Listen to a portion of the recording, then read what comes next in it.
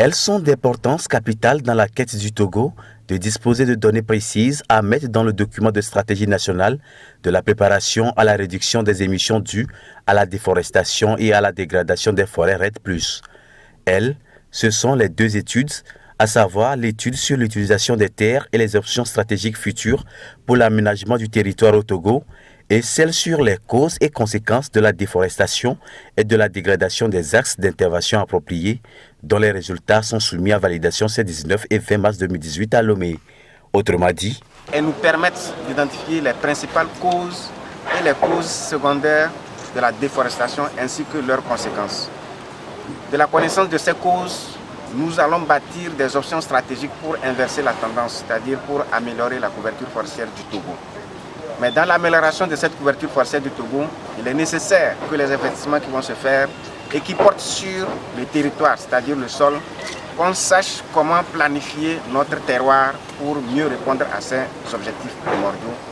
qui sont de créer un cadre écologique favorable au développement socio-économique dans tous les secteurs de notre économie nationale,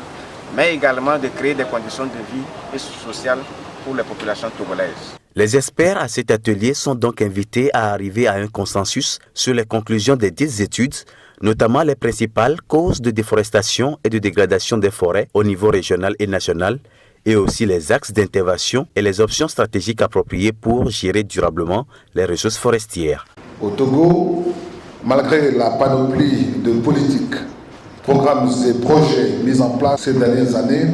pour favoriser la gestion durable des forêts et lutter contre la déforestation et la dégradation des forêts, les résultats sur le terrain restent mitigés et le couvert forestier n'a cessé de diminuer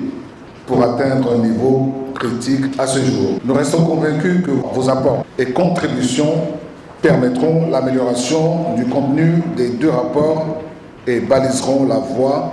pour l'élaboration et la mise en œuvre d'une stratégie REDD+, cohérente,